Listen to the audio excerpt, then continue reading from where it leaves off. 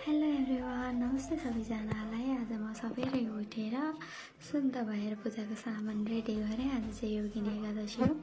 योगिनी एकादशीको व्रत लियो भने राम्रो नै हुन्छ। अनि योगिनी एकादशीको व्रत लिनुको उद्देश्य चाहिँ आफ्नो शरीरमा भएको रोगहरू नष्ट हुनु, आफूले गरेको पापहरू नि नष्ट हुनु। अनि यदि योगिनी एकादशीको व्रत लियो भने चाहिँ 88,000 वर्गण्डाहरूलाई भोजन खुवाइसरी हुन्छ नि त।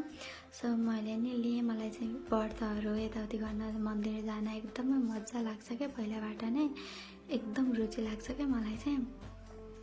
अनि म चाहिँ उता पूजा गरिसकेर यता स्वस्तिक बनाउँछु।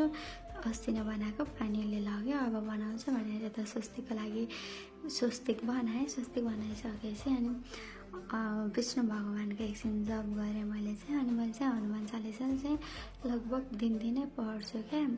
व्रत भए नि नभए नि हनुमान चालिसा चाहिँ मैले दिनदिनै पढ्छु। अनि आज पनि मैले हनुमान चालिसा पढेँ अनि त्यो पूजा गरेँ। त्यो पूजा गरिसकेपछि चाहिँ बाबाले यता चाहिँ शङ्ख बजाउनु भयो, म चाहिँ घन्टी बजाउँदै थिएँ।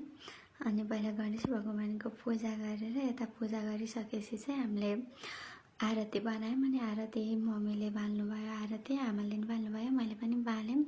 अनि आरती नै गऱ्यौँ, विष्णु भगवानकै आरती गऱ्यौँ आज चाहिँ हामीले।